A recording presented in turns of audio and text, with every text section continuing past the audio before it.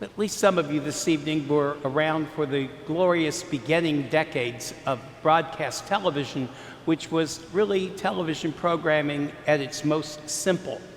Most programs were 15 minutes or 30 minutes. If a program lasted an hour, it was almost always a variety show of some sort with different kinds of things happening in them. Drama, as we understand it, doesn't really start and take on a real root until the 1960s, and it was in the 1970s that another larger step was taken to what we call episodic drama. When I started thinking of the homily several weeks ago, I could never get Hill Street Blues out of my mind. Hill Street Blues is not the first. There's some that come before that. I got tired of looking for the other ones because that image just kept coming back. I said, the Spirit's given it to me, I'm gonna use it. Hill Street Blues was a police drama that took place in a large metropolitan city, and for the first time, for an hour long that you would watch, it was character-driven, not necessarily narrative-driven. Oh, there was always stories and conflicts in the episodes. Sometimes those would continue on through an arc of episodes. This was unheard of in broadcast television, which used a very digestible, leave it to beaver, like one little thing to resolve, and the 30 minutes are over with and you move on to the next thing. The episodic drama introduced characters, right and left, different plot lines. All of this ultimately culminates in a series called Lost. If you remember that one, that's a plane crash that went wrong. You know, Lost is where the plane crashes and then the mystery starts, and for the next 5 years, it gets only stranger and stranger. You expect the director of Twin Peaks to walk in at any moment saying, I'm taking over this program, because it's not even bizarre enough. And Lost ended up saying there were 3 different storylines going on at once. Who saw that one coming? So this whole idea of episodic storytelling can be very confusing and conflicting. The scripture scholars say that Mark, particularly among the synoptic evangelists, the synoptic evangelists are Matthew, Mark, and Luke. Among these of these synoptic evangelists is particularly fond of using sort of what I would call episodic drama in telling his stories. You heard one this evening. Both Deacon Will and I had the same professor who's one of my all-time favorite professors, Dr. Clayton Jefford, to teach all of the scriptures, and we were both taught at different times that the gospel you heard this evening was, well, he called it a Markan sandwich. And the idea is that you get a story that starts, part 1, stops suddenly with no warning, new story inserted, finishes, no warning, part 2 picks up the old story where you left off. Hence the idea of sandwich. The first and the third parts are the bun of the sandwich, as Clayton would say, and then he would speak of the middle stories being the meat of the sandwich. Well, I did some Googling. If you Google anything, you learn all kinds of things. There's actually a much classier word for what this literary device is. It's called an intercalation. There's one for Jeopardy, if it ever comes up. In an intercalation, something's inserted in between something, so like that sandwich structure. And the idea is to focus on what's been inserted. Do that first so that you can then look back at those other 2 stories and make more sense of them. The miraculous hearing of Jairus' daughter works all by itself. I think most of us can easily grasp that perfectly digestible Sunday story. So why do we have that hemorrhaging woman in the middle of all of that? Well, let's talk a little bit about how the story unfolds. As we know, Jairus is a synagogue official, and he comes to Jesus and immediately prostrates himself, drops to his knees, and says, my daughter is gravely ill. Will you come lay hands on her in the hopes that she will get better? I blithely went right by that when I read it the first time. Maybe you thought the same as you were hearing it's another person asking for Jesus for healing. But Jairus is a synagogue official, and Jesus at this point was notorious in Capernaum, notorious for being, first of all, a rabble-rouser, notorious for being his own kind of teacher. He most certainly was not a learned scholar. He did not have the right theology. He wasn't a rabbi of any particular sorts. And so the last thing a synagogue official needs to do with their public reputation is to mix in with this itinerant preacher who knows what he's up to. But Jairus sees something in him. Therefore, he drops to his knees, an act of real submission, and he says, Lord, if you will lay hands on my daughter, she will get well. It is a pretty amazing moment when you now realize Jairus is really putting his career on the line to do such a very public act right there in the presence of Jesus. Jesus moved by and agrees to go to the daughter's house. Then we get our interruption in the story. On their way to Jairus' house, and let's agree that Jairus' daughter, who's 12 years old, is on the brink of death. This is, they put the alarm on your car, emergency. You need to go immediately. Do not be interrupted. Do not stop. Do not pass go. Do not collect $200. Go immediately to where you're going. That would make sense to you, just like it makes sense to me. So Jesus, on his way with the crowd who's following him, suddenly encounters, well, a woman who's been hemorrhaging for 12 years. You know, the thought immediately entered my mind, you know, if you've been hemorrhaging for 12 years, what's 12 more minutes after he comes and does that and he comes back? But see, that's not what happens in the story. The woman recognizes who Jesus is. She heard about him, and she felt if she just simply touched his cloak, that he would be healed. So she surreptitiously, in this large crowd, goes up just simply to touch what another scripture writer called the hem of his garment. An amazing thing happens when she does that. First of all, her flow of blood dries up. No doctor could fix it. No shaman could fix it. No rabbi could fix it. She was just a mess. And yet in an instant, she recognized that her flow of blood had dried up. The second thing you may not have noticed, but boy, caught my attention when I spent more time praying with that scripture, was that Jesus noticed too.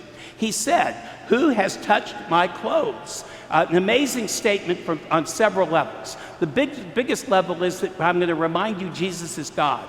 Therefore, he perfectly knows who touched his clothes. He knows the entire narrative. He knows what's going on. He knows what his plan is. So when he announces who touches my clothes, as if he doesn't know what's happening, his clueless disciples once again say, well, there's a large crowd. Who knows who's touching anybody?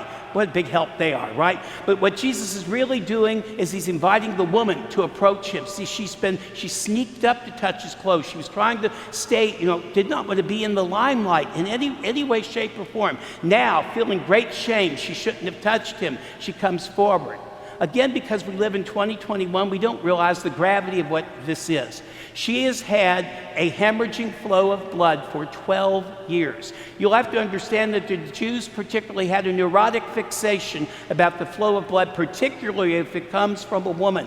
And the idea would be that that flow of blood would make them impure. And of course, if you're hemorrhaging for a dozen years, that makes you impure with a capital I, exclamation point. And the real reality is that if an impure person comes in contact with a pure person, they become impure. The rule was at least 7 days, depending on the case. The woman now recognized what she's done. She has touched the teacher, the rabbi, Jesus, whoever it is that she believes that he is, and she's now rendered him impure. Jesus, of course, remember, I remind you, he's the Son of God, therefore he knows everything. He knows that she has broken every Jewish rule in the books. He knows that the Jews consider her impure. He knows that he's now considered impure because he's been touched, defiled by this woman. He points none of this out to anyone, not one single reference to what had happened, but instead says, "Daughter, your faith has saved you. Be healed."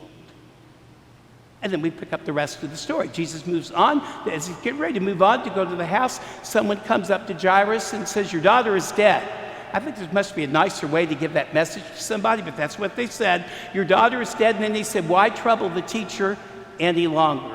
But see, Jesus pays no attention to that. He knows where this story is going. He says, "She is not dead, she's asleep." Well, no one believes him. So they move on to the house, and when they come there, there's a commotion. Here's Jesus, once again in command of the scene.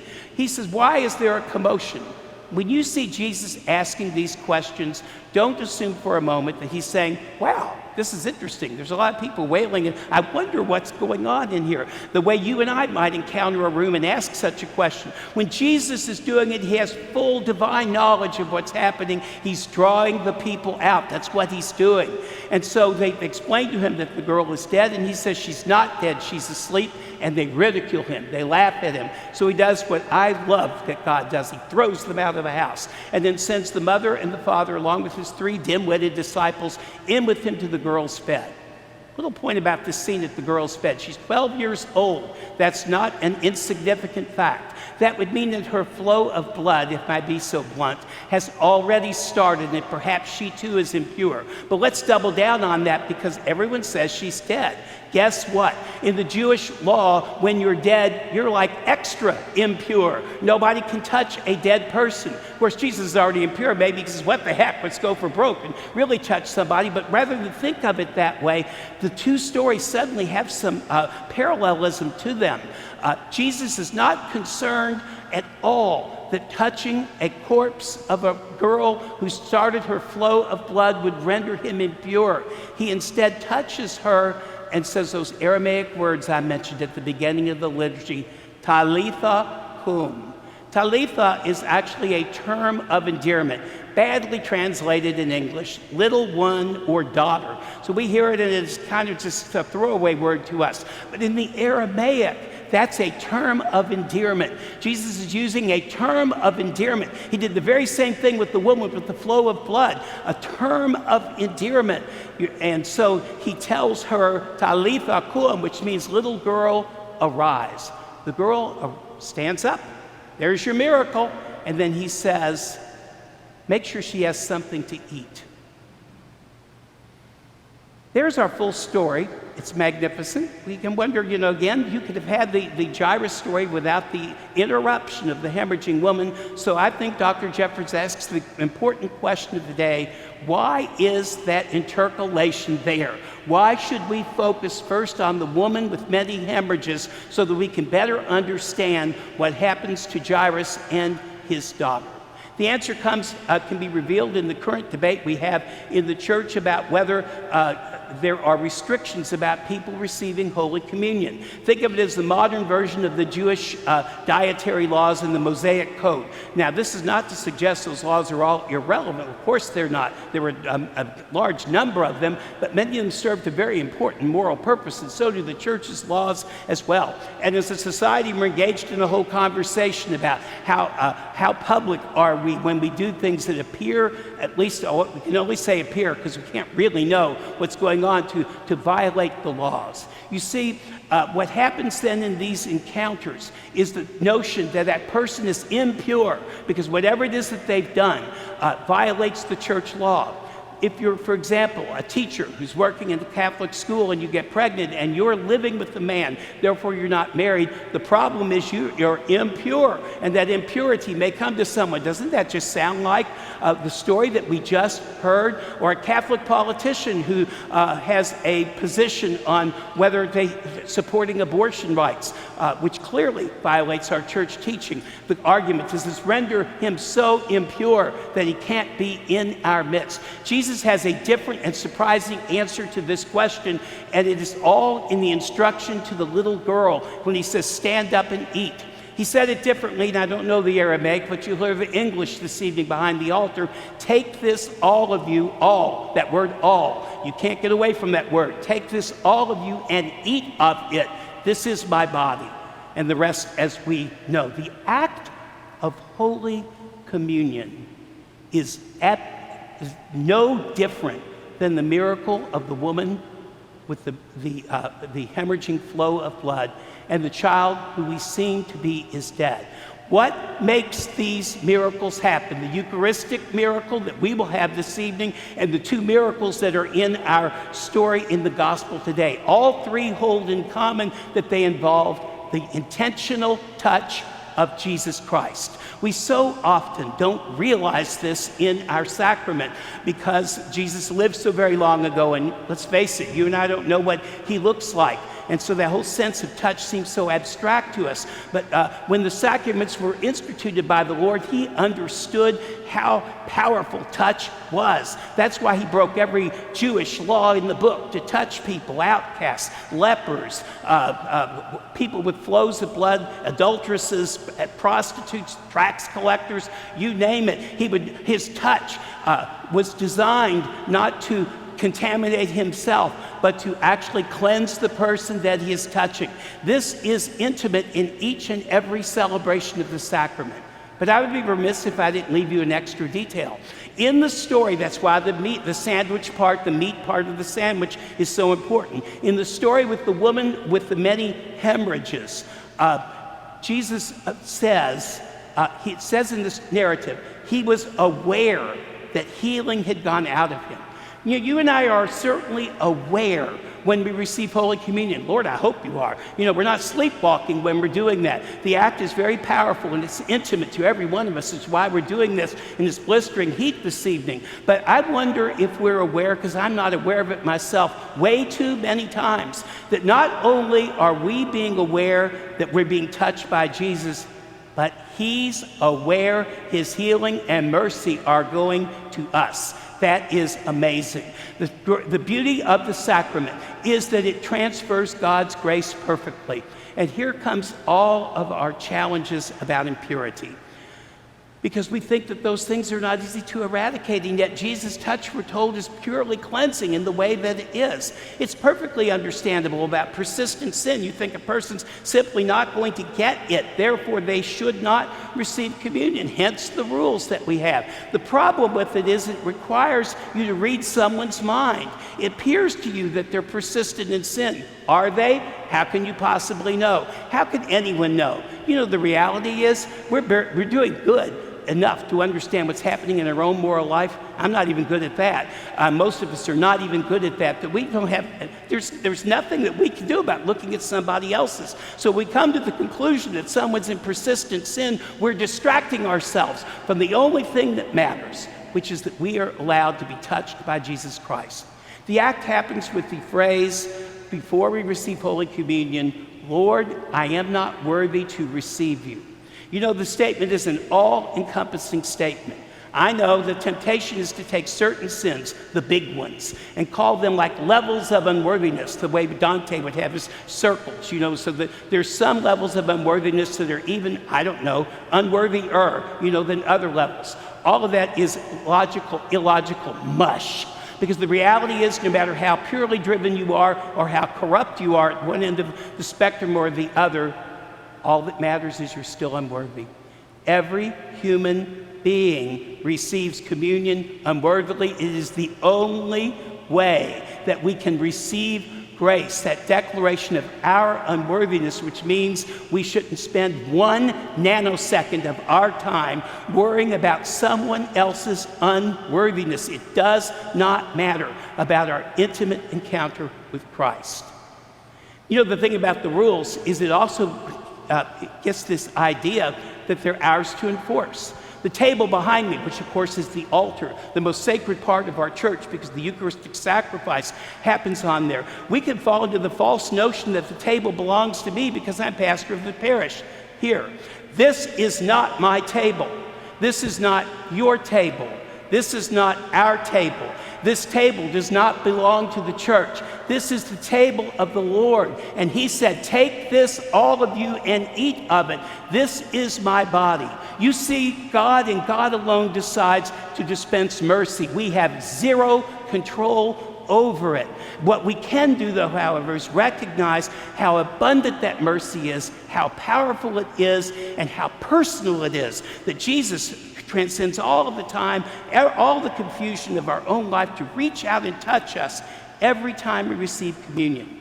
The key to the 2 miracles is that Jairus and the woman with the hemorrhages had faith. I don't know if they knew they had faith. Jesus told them because of their faith they had been healed. Jesus knows our faith better than we do. And Jesus is the only one in the position to really start that flow of grace. That's a lot for us to think about, but I think it's important that we think about it because as the pandemic is ending, we're inviting people back to church, and the important thing is to invite people to the table. That's the whole idea. And focusing on who's unworthy and focusing on who's eligible and focusing on whose sin is too persistent is an absolute waste of our time. Jesus didn't ask us to focus on any of that. He asked us to invite people to the banquet. That's our mission, is to invite people to the banquet and to believe, as we believe ourselves, that receiving the intimate touch of Jesus Christ is the way that you and I change. It is the way that we're healed. It is the way that we are reconciled. It is the way, and it is the Lord's way, not our way. Or to put it more simply, just have faith.